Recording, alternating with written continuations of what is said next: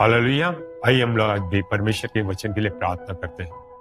हे जीवित परमेश्वर, धन्यवाद करते हैं यीशु मसीह के नाम से तेरे वचनों के लिए प्रभु। तेरे वचन आज जो हमारे जीवन में तू बोल रहा है प्रभु, वो प्रभु बहुत गुना आशीष होने देना प्रभु। और परमेश्वर, हम तेरे वचनों में विश्वास करते हुए प्रभु हमारे जीवन परिवर्तन हो जाए प्रभु। यीशु मसीह के नाम से प्रार्थना करते हैं, आमीन। हालेलुया। आइए हम लोग मरकुस का किताब 5वां अध्याय 25 से लेकर 34 पढ़ते हैं।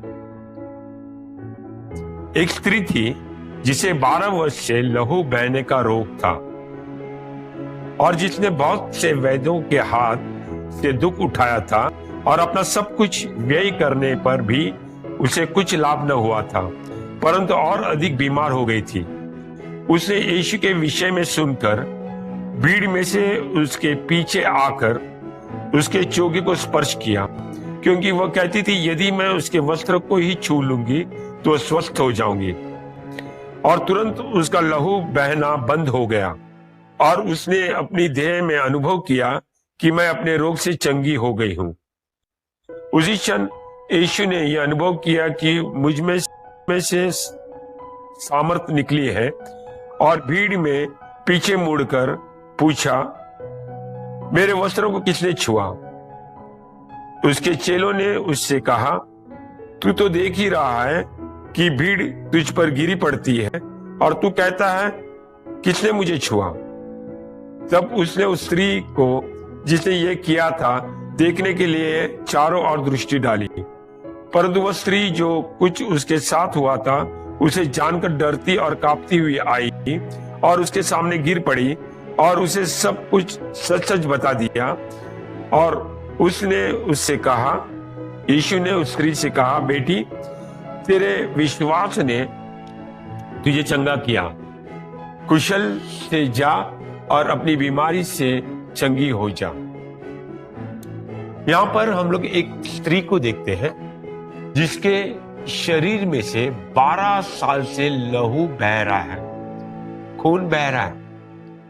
और अगर हम लय व्यवस्था 17वें अध्याय और 14 वचन को देखते हैं तो वहां पे परमेश्वर का वचन इस प्रकार से कहता है, लहू में ही जीवन है। अगर 12 साल से आपके शरीर से लहू जा रहा है, आपके शरीर से जीवन जा रहा है, तो आप कितने कमजोर होंगे, जरा इस बात पर ध्यान दीजिए। ये स्त्री उसी प्रकार से थी। उसने सारे डॉक्टरों से इलाज करवाया और बाइबल वहां पे कहता है कि उसने सारे वैद्यों से दुख उठाया।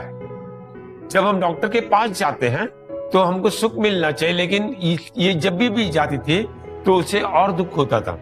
और यही नहीं, उसने जो कुछ भी उसके पास पैसे थे वो सारा खर्च किया और उसको जो है उसके हालात सुधारने के बजाय और उसकी बीमारी बढ़ गई।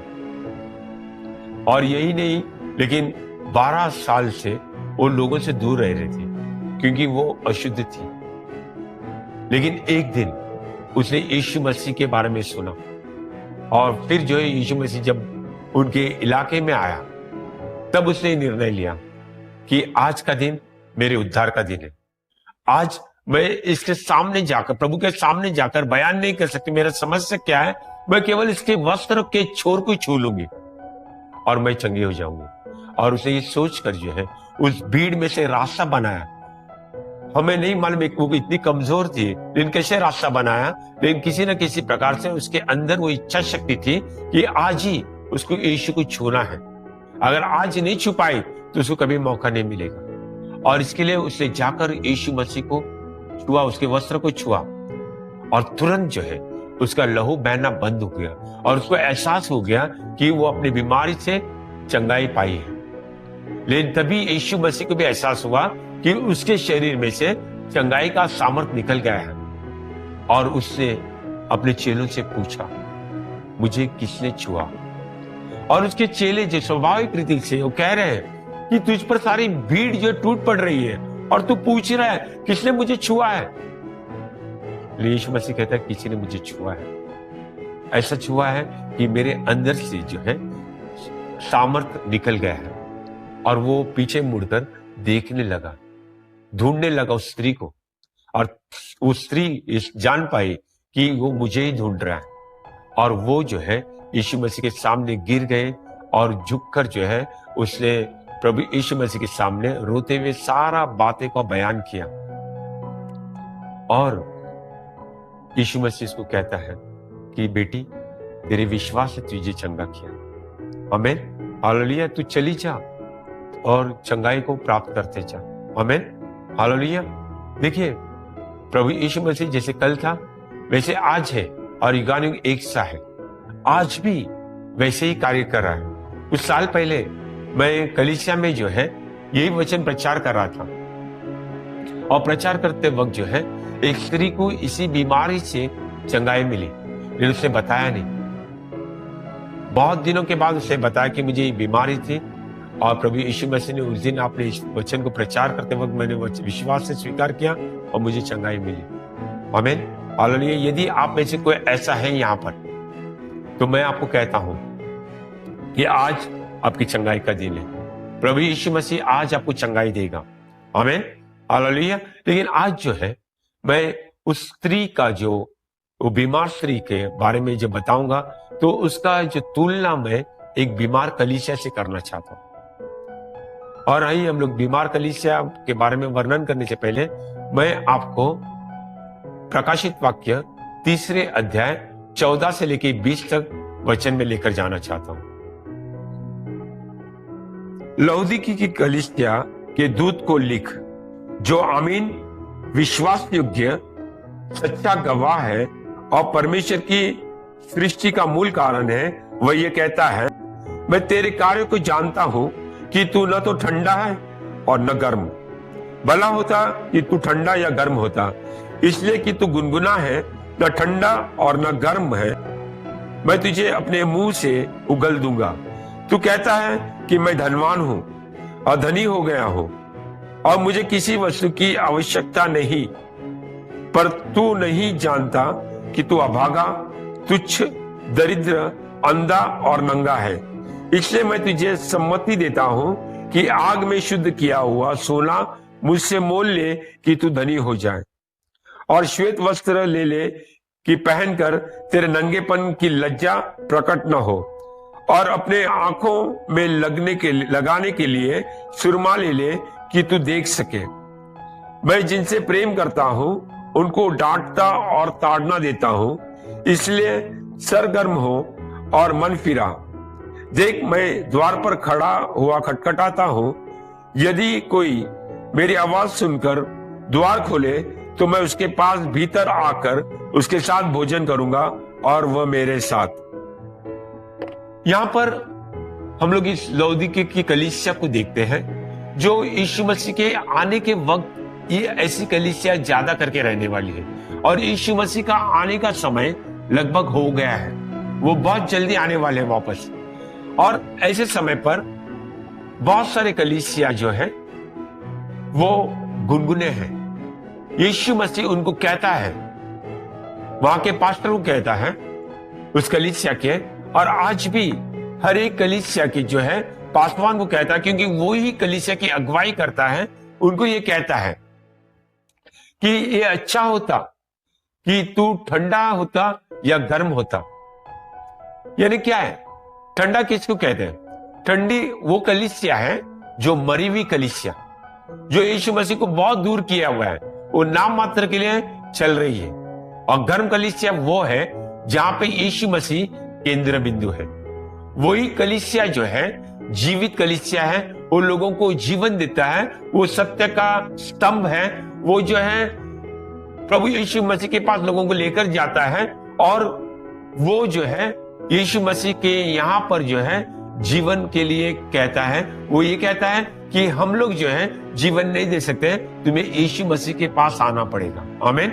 ये जो है गर्म कलीसिया, यहाँ पे हमेशा नए लोग आते हैं, हालेलुया। लेकिन गुनगुनी कलीसिया वो कलीसिया है जो प्रभु यीशु मसीह के वचन पर जोर नहीं देती है, परमेश्वर के आत्मा पर विश्वास नहीं करती है। वो खुद जो है अपने बल पर, अपने तरीके से, अपने दिमाग से कलीसिया को आगे बढ़ाते हैं। वहां पे जो है लोग इसलिए आते हैं कि वो जो है एक अपने लाभ के लिए कि मुझे यहां पर आने से क्या फायदा होगा। और लोग जो है ये चाहते हैं कि उनके जीवन में चंगाई में बने रहे, वो बहुत पैसे उनके पास आए, उनको घर मिले, और अलग अलग प्रकार के जो है वो अपना ही फायदा सोचते हैं। उनको ये नहीं मालूम है कि प्रभु यीशु मसीह ने उनको क्यों बुलाया है। वो सोचते हैं कि हमें जो है काम मिले, हमको काम में ध्यान देना है, और काम मिलने के बाद वो बहुत बार जो भूल जाता है, और आते हैं तो ऐसे नाम मात्र के लिए आते हैं। वहां पे जो है कलीसिया के में बुलाने के लिए भी अलग अलग प्रकार के स्कीम होते हैं।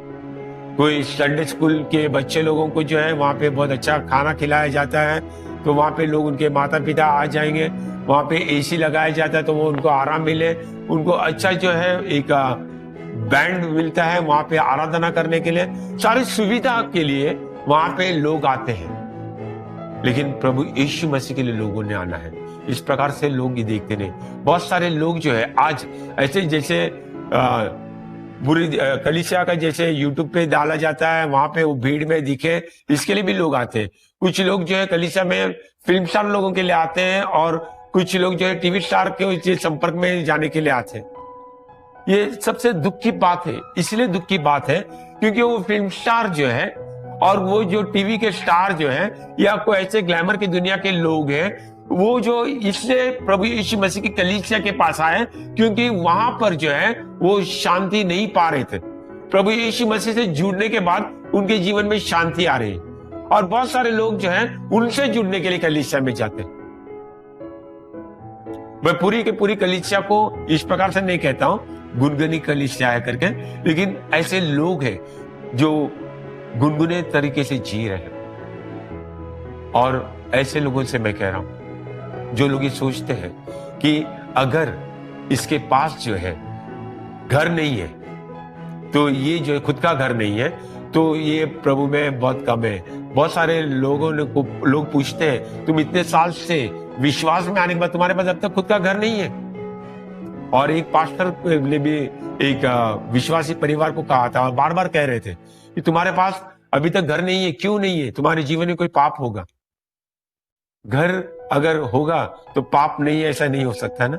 लेकिन लोग जो है इस प्रकार के भ्रम में रहते, और इसके लिए जो है लोग ऐसी बातों के में जब दूसरों को देखते हैं कि उनको ये लगता है कि हमेशा जो है जो प्रभु के साथ में रहेगा तो उसके जीवन में बहुत धन आना है।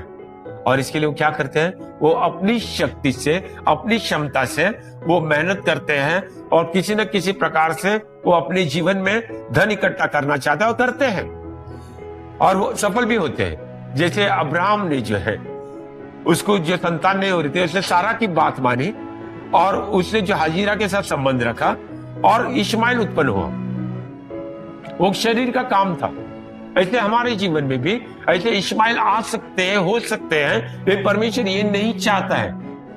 परमेश्वर हमारे जीवन में, जैसे अब्राहम के जीवन में इसहाक चाहता था, जो आत्मा का फल चाहता था, वो हमारे जीवन में चाहता है।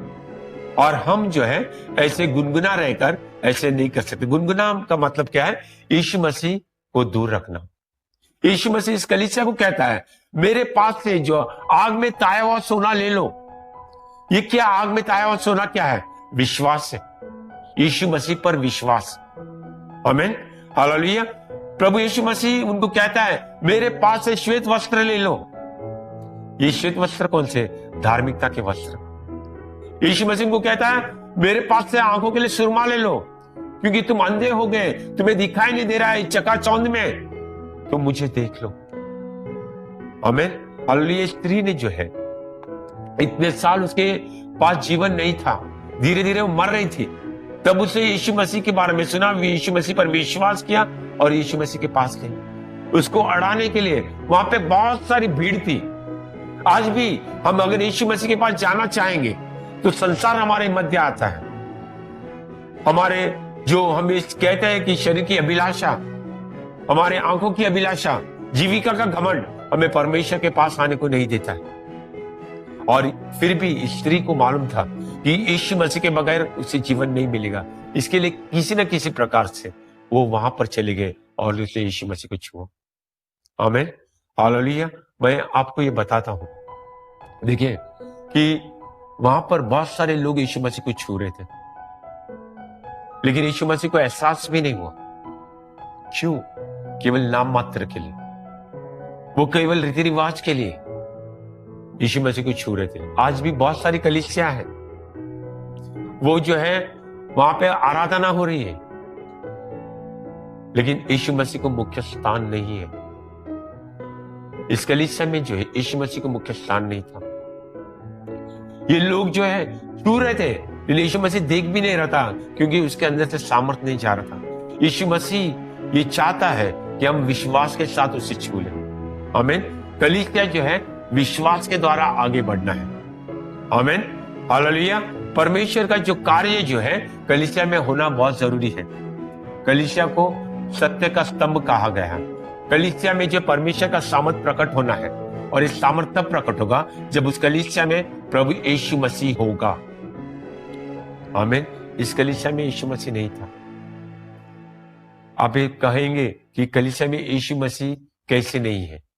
क्योंकि मैं आपको बता दूं, उसी 3 अध्याय के 20वें वचन में लिखा है, मैं द्वार पे खड़ा हूं और खटखटा रहा हूं।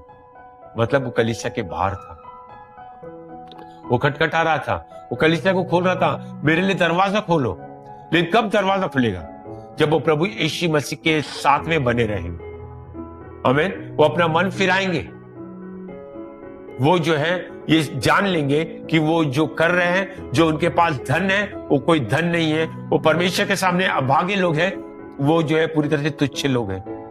आमीन, हालेलुया। मुझे और आपको आज अपने आप को जांचना है। देखिए, कलीसिया को एक इस प्रकार का आदर मिल रहा था पहले वाली कलीसिया को, कि बाकी के लोग उनके साथ में ऐसे मिलने के लिए भी तैयार नहीं थे। आज कलीसिया और बाकी के लोगों में कोई फर्क नहीं है। कलीसिया के लोग भी आपस में झगड़ा कर रहे हैं, बाहर भी आपस में झगड़ा हो रहा है।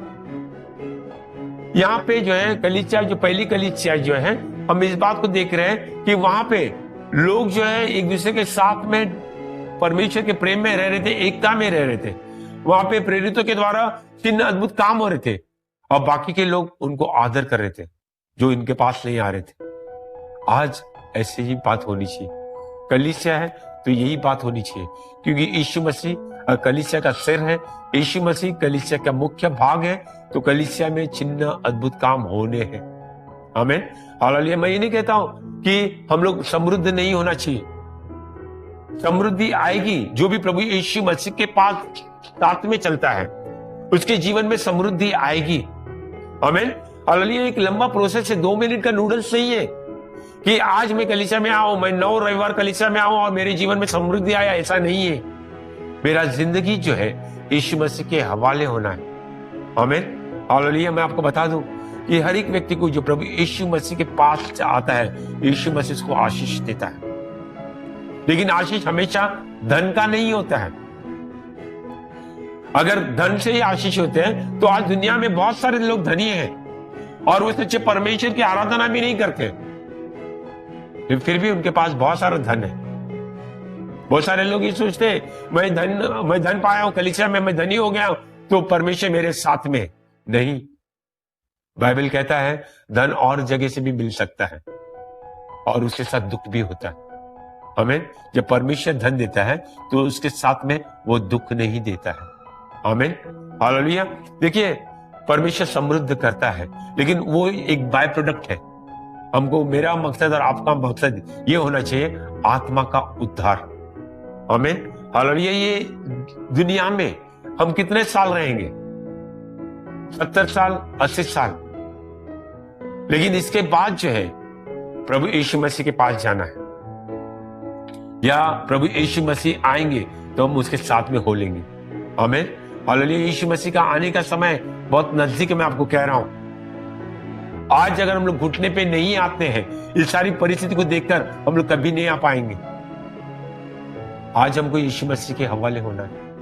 उस स्त्री की तरह हमको जानना जरूरी है कि मेरा उद्धार जो है केवल प्रभु यीशु मसीह है, उसके अलावा मेरा कोई उद्धार नहीं। आमीन, हालेलुया। मुझे इस बात को जानना है कि प्रभु यीशु मसीह को मैंने अपना केंद्र बिंदु जानना है। हालेलुया। प्रेरित पौलुस जो है पहले कोरिन्थ नगर के कलीसिया को जो है खत लिखते वक्त जो है 15वें अध्याय में आते हैं, लगभग जो खत के अंत में आते हैं, और वहां पे कुछ बातें वो कहते हैं। मैं उसे पढ़ना चाहता हूं। पहले कोरिन्थियों 15वां अध्याय 1 से लेकर 4। हे भाइयों, अब मैं तुम्हें वही सुसमाचार सुनाता हूं जिसका मैंने तुम्हारे मध्य प्रचार किया, जिससे तुमने ग्रहण भी किया और जिसमें तुम स्थिर हो, जिसके द्वारा तुम उद्धार भी पाते हो, इस शर्त पर कि तुम उस वचन को जिसका मैंने तुम्हारे मध्य प्रचार किया है दृढ़ता से थामे रहो, अन्यथा तुम्हारा विश्वास करना व्यर्थ हुआ। मैंने ये बात जो मुझ तक पहुंची थी उसे सबसे मुख्य जानकर तुम तक भी पहुंचा दी कि पवित्र शास्त्र के अनुसार मसीह हमारे पापों के लिए मरा और गाड़ा गया तथा पवित्र शास्त्र के अनुसार तीसरे दिन जी भी उठा। इस कलीसिया के बारे में जब हम लोग देखते हैं तो यहाँ पे यीशु मसीह केंद्र बिंदु नहीं था। प्रेरित पौलुस इस कुरिन्थ की कलीसिया को याद दिलाता है कि मैंने जो तुम्हें सुसमाचार सुनाया था उसे मैं फिर से तुम्हारे बीच में एक बार प्रचार करता हूं कि तुम याद करो। इसी सुसमाचार के द्वारा जिसे तुमने ग्रहण किया उसके द्वारा तुम स्थिर हो। इसी सुसमाचार के द्वारा तुम्हारा उद्धार हुआ है। और उद्धार का अर्थ मैं बता दूं, केवल आत्मा का उद्धार ही नहीं, लेकिन हमारे सारे बातों में हमको बचाया जाना, सारी परेशानियों में से बचाया जाना। इसी सुसमाचार के द्वारा तुम्हें बचाया गया। हालेलुया। और इसी सुसमाचार को तुमने थामना है। आमीन। हालेलुया। अगर इस सुसमाचार को अगर आप थामते नहीं हो तो तुम्हारा विश्वास करना जो है व्यर्थ है।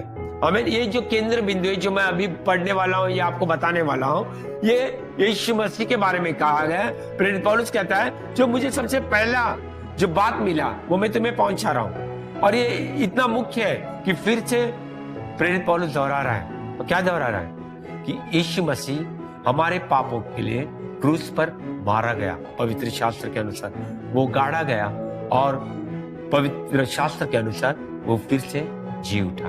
आमीन। यही सुसमाचार। और इसके अलावा हम लोग बाकी की बातों में घूमते रहेंगे तो कलीसिया जो है वहां पे यीशु मसीह नहीं रहेगा। यीशु मसीह केंद्र बिंदु होना चाहिए। मैं आपको बता दूं, यूहन्ना का किताब 6 अध्याय 53वें वचन में यीशु मसीह कहता है, मैं तुमसे सच सच कहता हूं, जो मेरे मांस में से खाता नहीं है, जो मेरे लहू में से पीता नहीं है, उसके पास जीवन नहीं है। 54वें वचन में वो कहता है, जो मेरे मांस को खाता है और मेरे लहू को पीता है उसके पास अनंत जीवन है।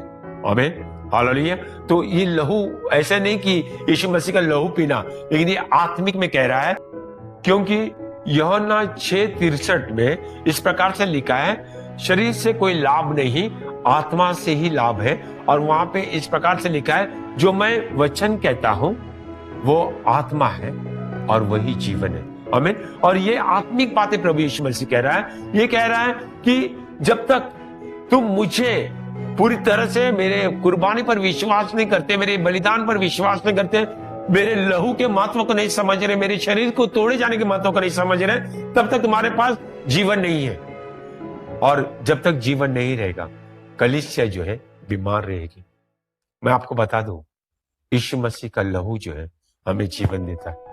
यीशु मसीह हमें जीवन देता है। इस स्त्री के बारे में मैं आपको बता दूं, उसको जैसे यीशु मसीह कहता है कि चोर कोई और काम के लिए नहीं आता है, वो चोरी करने, घात करने और नाश करने आता है।